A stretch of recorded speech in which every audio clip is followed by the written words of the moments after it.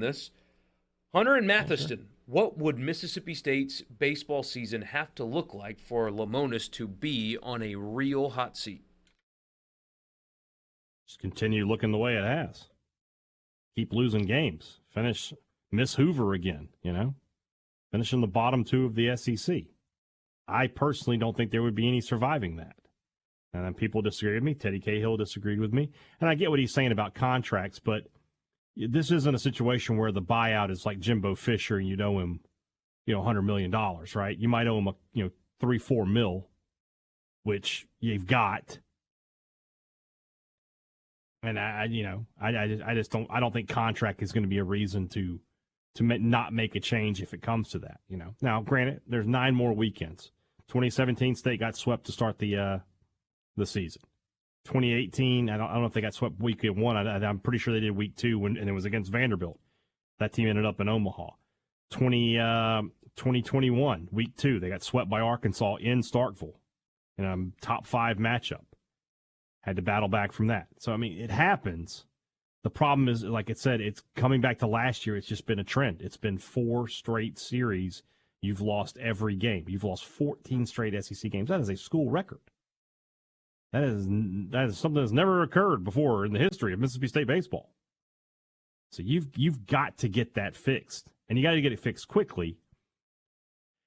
And, I just don't know what you're going to do because this is baseball, right? It's not like you can just say, hey, we got to make some changes offensively and defensively. Hitting and pitching is just, it is what it is, right?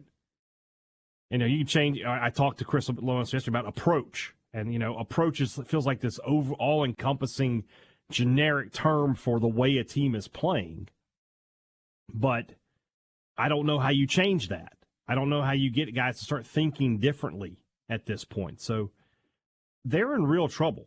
They have a Vanderbilt team that's obviously very good coming this weekend. Then next weekend it's South Carolina, where they're 20-1.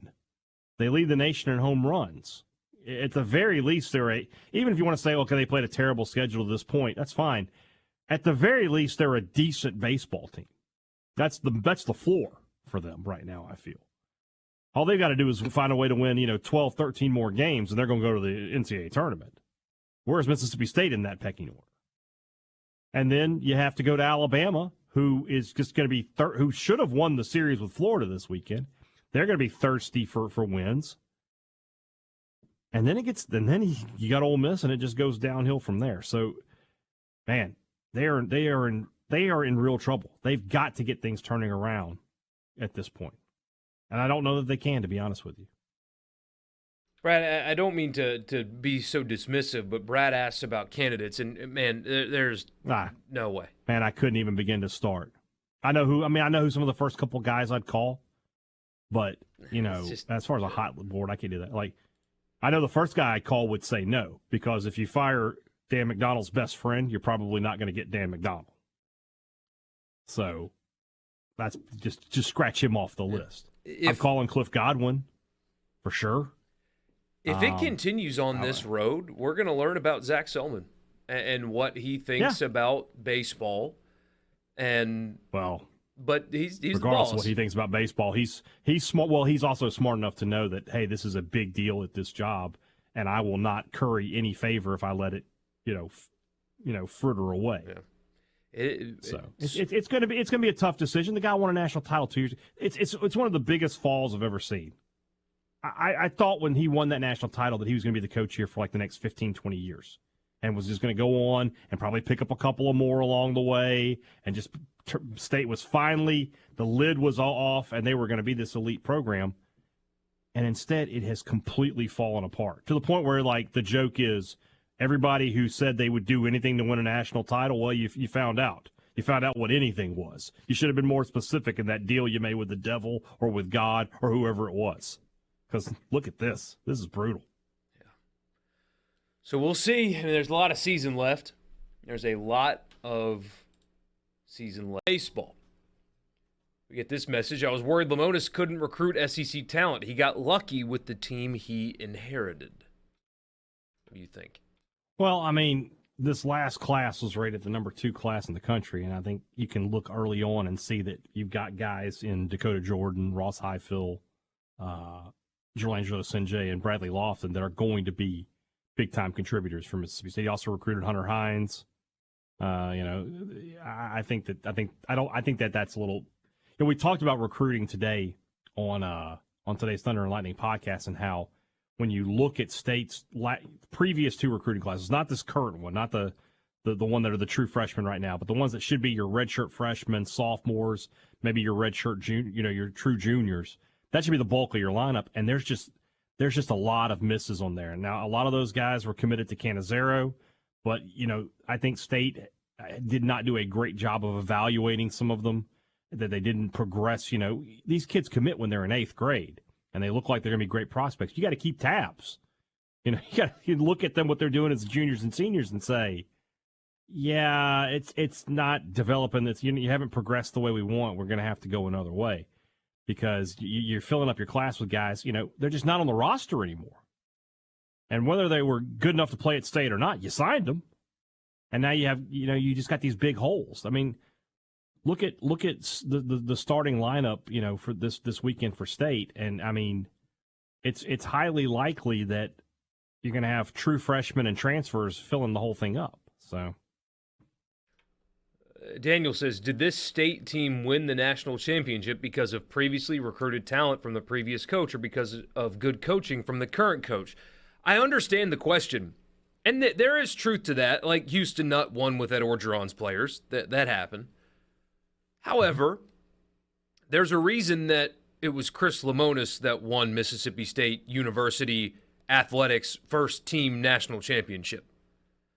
Yeah. There's a reason that happened. It wasn't just because of players, because those players didn't win one before. Yeah. And Bednar, who might have been the biggest key to all of that, is completely a Lemonis recruit. I mean, he is the guy who got that done. Tanner Allen, obviously, is a Canizero recruit. But, State has had uber-talented teams for decades in baseball and could never get the job done. Chris Lemonis gets full credit for winning that national championship. The idea that he walked into a great – I mean, lots of great coaches walk into great situations and don't win national championships. So Lemonis gets full credit for that. He took advantage of some great players, but John Cohen had great players and never won a national title. Ron Polk had great players and never won a national title. So I don't want to take that off his resume at all.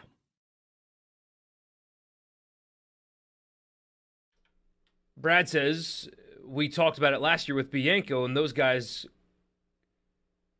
got hired and Bianco got it done. Oh, he's talking about candidates and things of that nature. Right. And Mike Bianco did get it done. He did. Won a national championship. Mike Bianco also has missed 3 NCAA tournaments since he was hired in 2001. He has never won single-digit conference games before.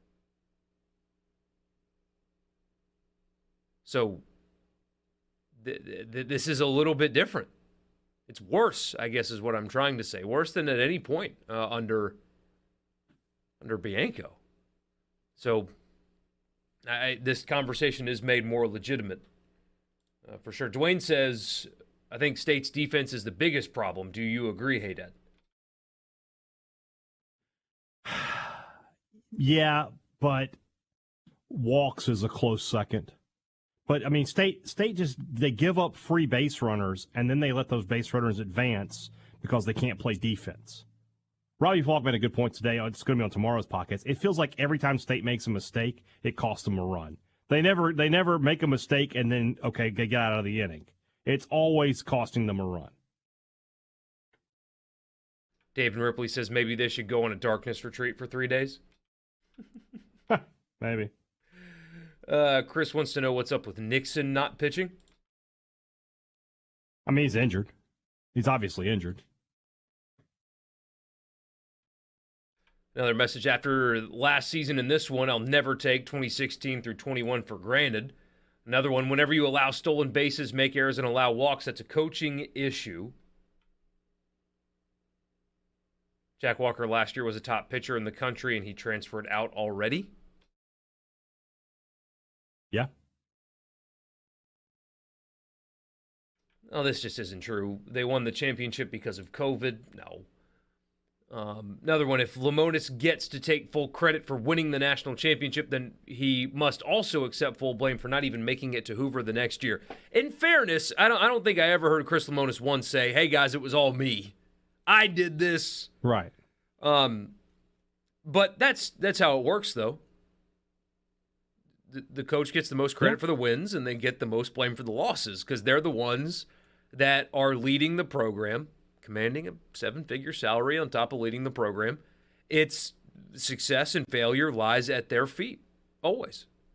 That's how it is. Yep, 100%. 100%. That's how it is. Interesting rumor we just got on the text line here about some IHL stuff. We'll see if that comes to fruition. Remind us if that does happen, and we'll give you full credit for being right.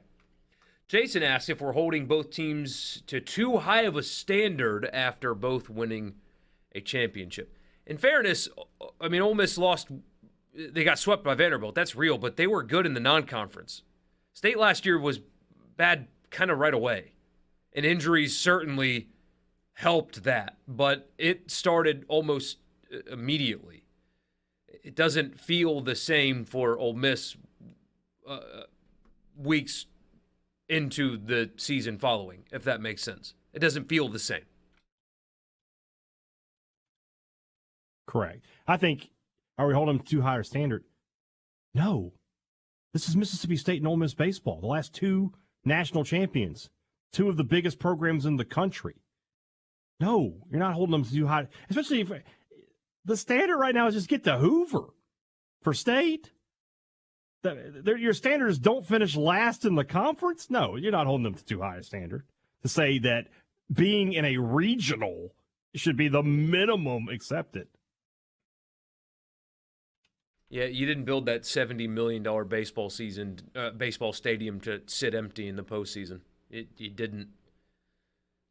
The investment, maybe you could argue that they're overinvested, but the investment says that the guys in charge are going to be under heavier scrutiny. Now, a championship buys you time.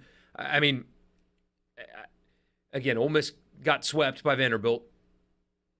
A bad weekend. We'll see if they recover. Maybe it becomes a trend. I don't know. I haven't seen a single Ole Miss fan or talked to a single Ole Miss fan that has said anything negative about Mike Bianco this year. Literally not one. I mean, winning a championship does buy you some grace, as it should, by the way. It should.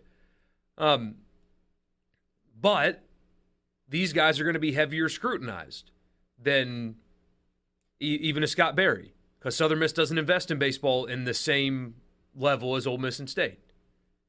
They're not going to be as scrutinized as, or Mingione at Kentucky is not going to be as scrutinized as here because they don't invest at Kentucky the way they do here. They don't invest at Missouri the way they do here, or Virginia Tech, or other non-SEC programs. But when you're paying what you pay and you're investing what you invest, when you're one of the few, I would guess a dozen or less, that gives real NIL money to your baseball team, real NIL money, not like a little bit here, a little bit there, like real money. This isn't acceptable. It's the current state of Mississippi State baseball is not acceptable. And not a single person should. Agreed. And, the fire him now stuff is irrational, but the fans that are worried about the trajectory of their program are totally rational and clear-minded when they have that thought. Totally. Yeah. 601-879-4395 is the text line. Jason says, are they really two of the best programs in the country? Honestly, I agree, but it's early, at least for the Rebs. Yes. Yes. 100% yes. State, prior to last year, had been to 3 straight College World Series. They had they had been to 5 straight Super Regionals. Yes, they are. Mississippi State is 100% one of the top college baseball programs in the country, and so is Ole Miss. Yes. There is no question about that. Brandon says, just like last year, we can't get too high or too low emotionally speaking about Ole Miss and Mississippi State baseball. Ask Ole Miss about the low point and where they ultimately finish. Then ask Tennessee the same question. Any given team can flip a switch real fast. Yeah, that's why this conversation is mostly focused on Mississippi State, though, because Ole Miss looked good in the non-conference. And they did just win the championship. This is year 2 of falling off a cliff for State. It's not like this is just this few-week stretch of bad play. It's a year of bad play followed by this stretch of really bad play. What'd you say, 14 consecutive conference losses? Yes. Do that in football. I know it's different, but still. Do that in basketball. It's probably a better, more apt comparison.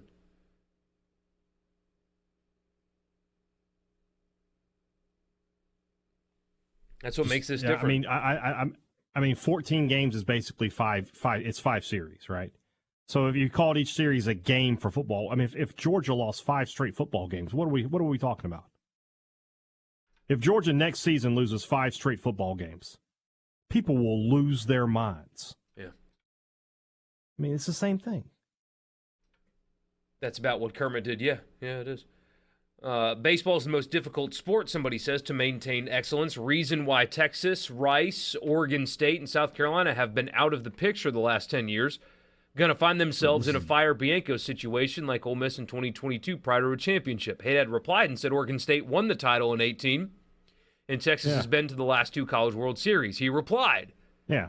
Your point was championships, right? Literally just said State has been to the College World Series 3 times since 2018. Why shouldn't Texas fire their coach since he hasn't won it? That's not the conversation here. It's not the conversation at all. Texas, under David Pierce, has been to the College World Series 3 times in 6 seasons. All right, he's doing fine.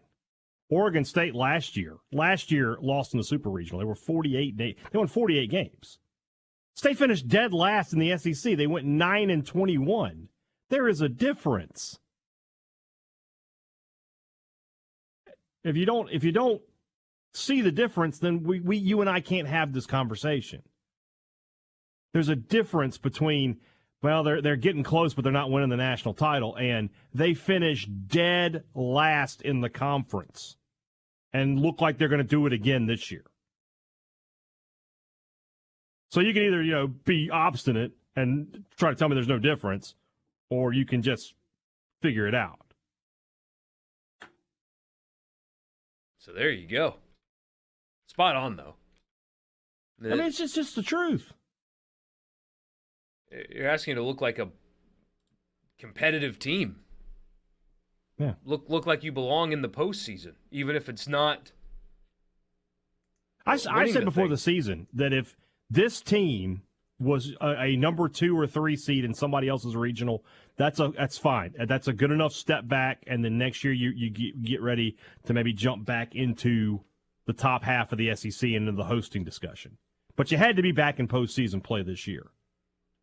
You can't go from national champion. Again, make the Georgia comparison. Georgia has won 2 straight national titles. But if Smart goes 4-8, he's getting fired at the end of that second one. No questions asked. They're going to can him. They're going to move on. I mean, is there any question about that Georgia would do that? No. If Saban went 4-8, is he gone? He's gone. They wouldn't fire him, but they would tell him, we'll pay your buyout and you're going to resign, and we're going to celebrate. If Dabo goes 4-8, he is gone. He is fired. So either you're an elite program or you aren't. I'm surprised at the amount of excuses. And maybe it's just a small sample size with our audience. I'm surprised that be happy what you have. There are Mississippi State fans. There are Mississippi State fans that, like, the MSU administration could show up to their house, toilet paper it, kiss their wife on the mouth, and spill chocolate pudding all over the carpet, and they'd be like, well, they know best. And Ole Miss, there's an Ole Miss fan base, portion of the fan base. Everybody has fans like that. Just like, I will not say anything against the university, no matter how much they lose. It's like 1984. Oh, Napoleon said it. He must be right. Yeah, that's every fan base. Animal Farm. Yeah, whatever. But you're right. That's every single one of them. They've